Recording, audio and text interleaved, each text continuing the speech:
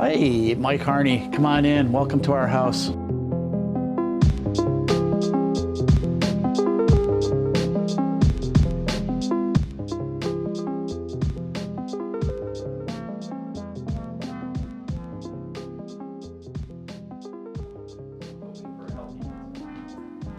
You know, hot cinnamons are #1 seller.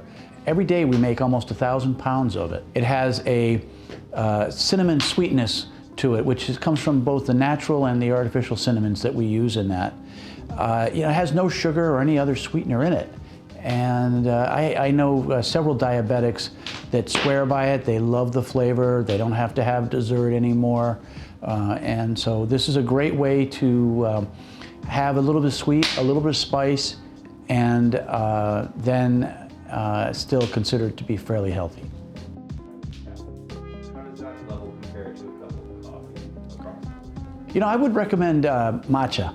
Matcha is that it's a shade-grown tea from Japan, and after the tea is dried, they put it in these, like a mortar and pestle, an automated mortar and pestle, and they grind it up. It takes a long time to make a little tin. And there you're drinking the leaf, not having a brewed cup like I'm having right now. It's actually the leaf, so you get a lot of caffeine.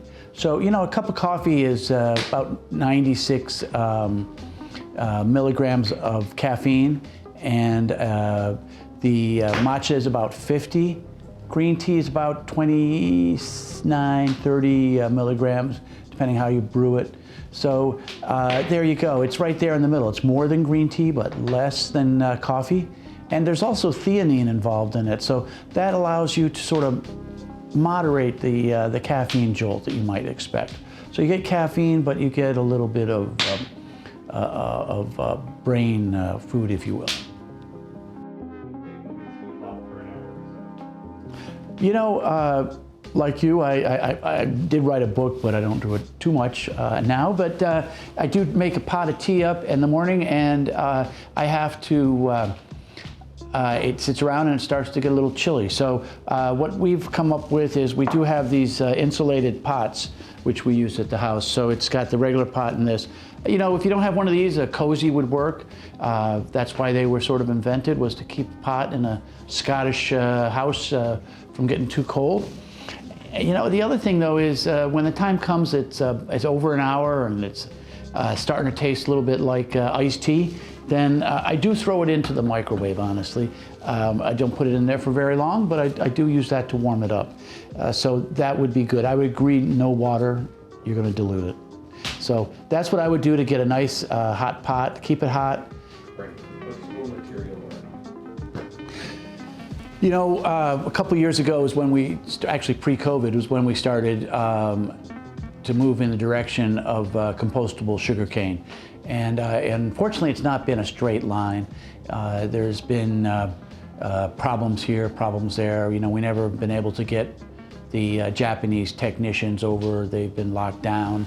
Now things are getting a little more relaxed in Japan, so maybe we'll be able to get them to come over.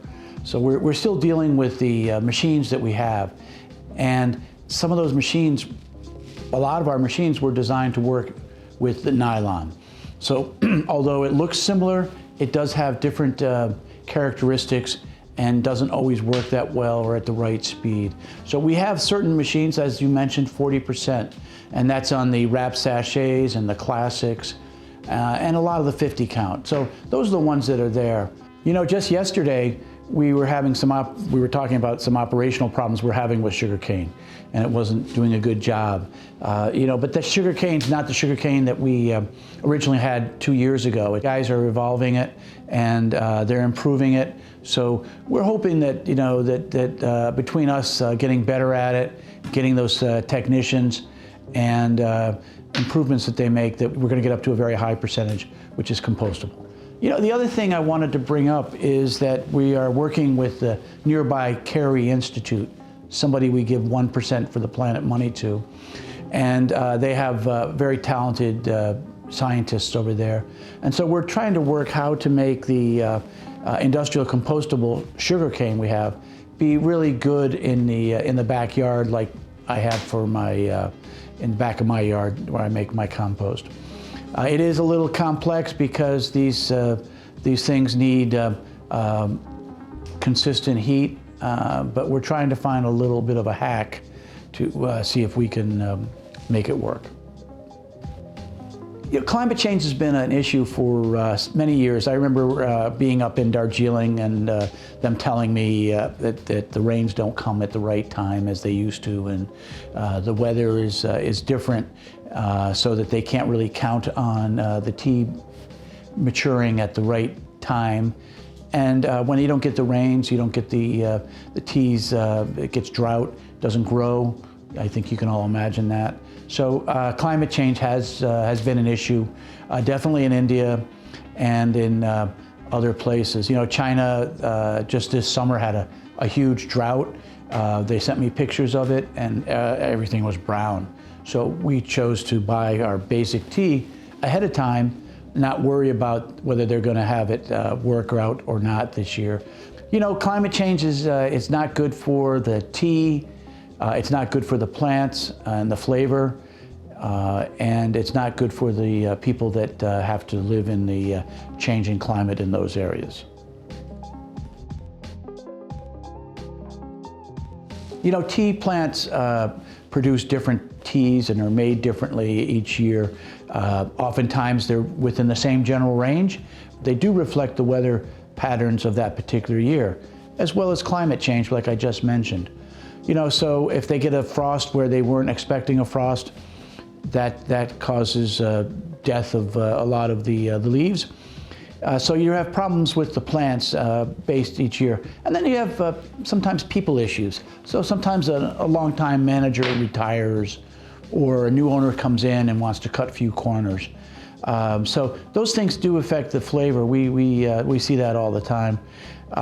You know, Formosa Oolong is one of our oldest teas. I think if we go back to the 6 teas that my dad started with, that was one of the 6.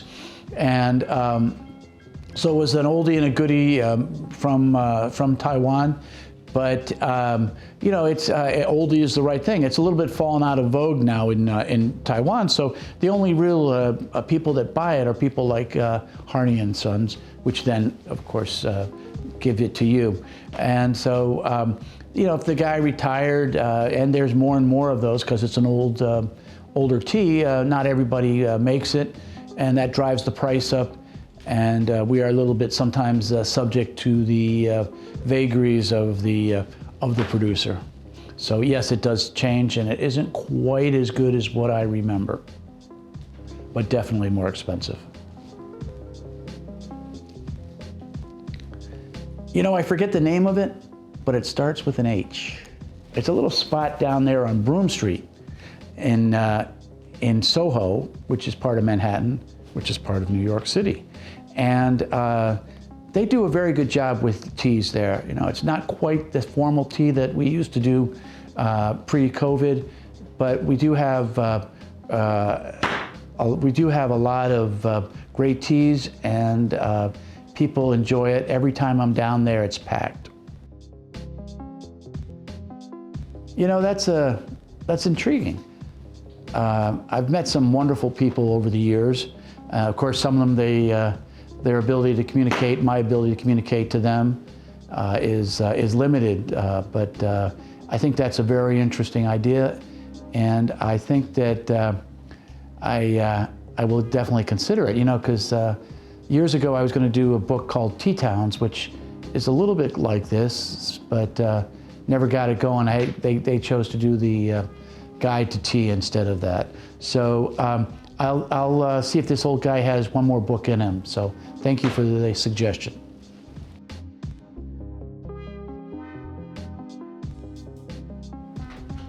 You know, honestly, I drink wine at night and not too much tea. I drink a lot of tea in the morning, and of course I drink tea at work all day long. I taste teas left and right, either to buy them or to make sure they're up to snuff for you. So by the time I get home, I've drunk a lot of tea. So I generally would drink wine all 4 seasons. If caffeine is not a problem, then I would go with something, say an alisan, a nice oolong from Taiwan. But if caffeine is a problem later at night, then you might try vervain. You know, vervain is one that has a great lemony flavor. Hot or cold is fabulous, so that vervain might be one you would choose.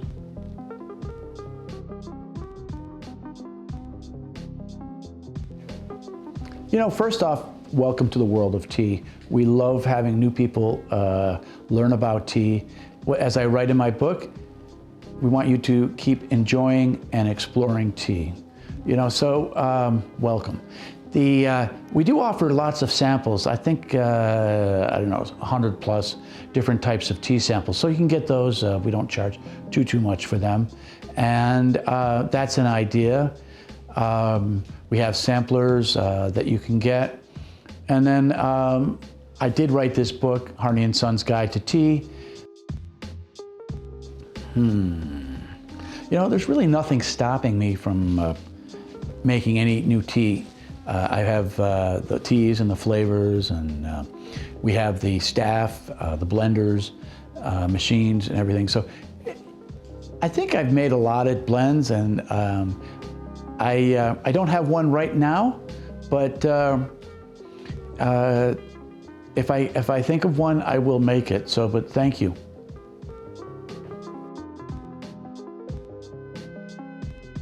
You know, my favorite tea around this time of year is our holiday. It's the original blend that I came up with several decades ago, unfortunately, and it's one that I like, that blend of dark fruits and a little almond and just a touch of spice. So holiday is the one I would recommend, or that I would drink this time of year. Back in September, we were talking about putting together a champagne-flavored tea, and well, life happened, and we didn't get very far down that road. So maybe when things calm down, we'll make that happen. I'm not quite sure how I would make the effervescence. Now, maybe that's a new blend I have to consider. Well, thanks. Yeah, that was 77, high above Cayuga's waters. You know, they say the best thing that happened that year was the Grateful Dead when they played there at Barton Hall. You know, so it was a great time up at Cornell those years.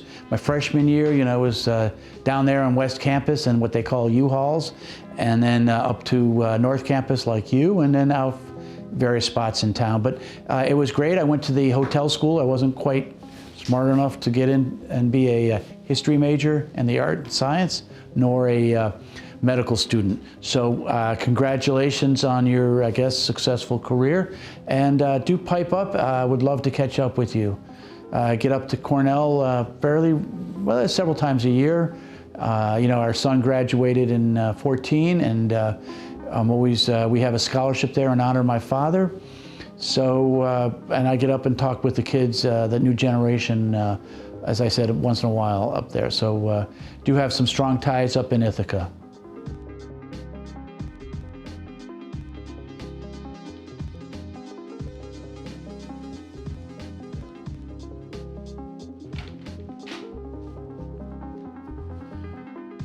Mike, well, thanks for those kind words.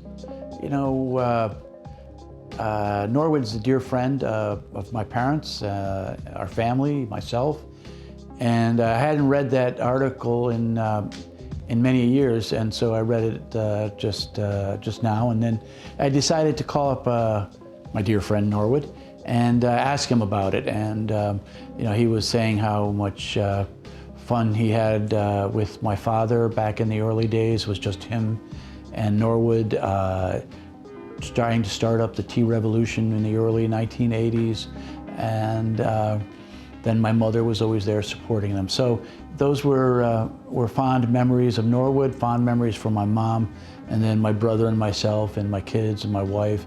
We all have come to love the James Norwood Pratt. You know, one of the things I picked up from my dad was the love of talking with customers. So I do enjoy that. You know, this weekend I'm going to be going down to our Soho store that famous place down there on Broome Street that starts with a H. And we're going to be doing a private tea tasting for 2 Cornellians, so that'll be fun. And so I love talking with customers, either on the phone or in person. I can learn so much from them, and once in a while I give them a little piece of advice too. I don't get around to the tea gardens with COVID. I'm looking forward to trying to get over to India this year. And China's a little bit out. They've got one COVID outbreak after another, and that won't be solved by this growing season. So looking like India. An average day I taste a lot of tea. So we taste teas that we're going to buy, and then each morning we're tasting the teas that they're making. And then whenever they blend up something, you know, we're going to taste that. So just about every day you're going to taste I'm going to taste hot cinnamon, because we make 1,000 pounds of it. And then we also taste lots of different teas. But you know, I also have to make sure with my dad, I was the one that became sort of in charge of all the details of the business. He loved talking to people, and I had to keep the lights on, and so that's the average day. You know, today I still keep the lights on, and I still taste teas. It's 34 years for me, but I still love it. Today, when we were wrapping up, today's day after Cyber Monday, and we were spending a lot of time on that, and we were tasting a couple different new teas. Got this Japanese woman coming in that would love to sell us some different Japanese teas. I spoke with a woman from Taiwan, from the Nantao area, so those are there. The future, you know, I've got 2 great kids in the business, and I said that I want to leave them some time to make their own decisions. So one of my goals in the next few years is to come up with a thing that'll keep me happy and allow them to make a lot more decisions in the business. So that's the future there for me. So it'll be different, but I hope it'll be intriguing. Thanks for the question, Mike. Go ahead. Geez, that's the second time I've been stumped by someone wanting me to do a new tea blend. I guess I'm going to have to rethink that earlier answer. But, you know, if we were to do a blend for the family, I think we would try to do one that encompasses the trust and family love that we put together. My father, my mother, my brothers, my darling wife, my kids, now my grandkids. So we'd have to have trust and love. And you know, I would like to incorporate something that my dad used to say about making tea an everyday luxury. So something that makes it feel luxurious, and you know, also incorporate some of what Chuck Feeney taught my father, he and myself. He was a dear friend of my father's, and he talked about giving while living, and we incorporate that with the 1% for the planet. So we'd have to find a way that the tea has all these things and sort of encompasses the Harney tradition of trying to make the world better and help people out. So that's what I'm going to have to think about. So I think I better get back to the tea tasting room and see if I can come up with something for you. Thanks for all those questions. We had so many of them we couldn't answer them all, but we'll keep trying. You know, if there's something that we didn't answer, you can always submit it, you know, on social media, or we have the live broadcasts almost every other week, so you can pipe in on that. So there's lots of ways. Email. We'll try to answer your questions. But I do appreciate all of the questions, and I love that you are such great customers. So thanks, and have a wonderful holiday season. See you next year.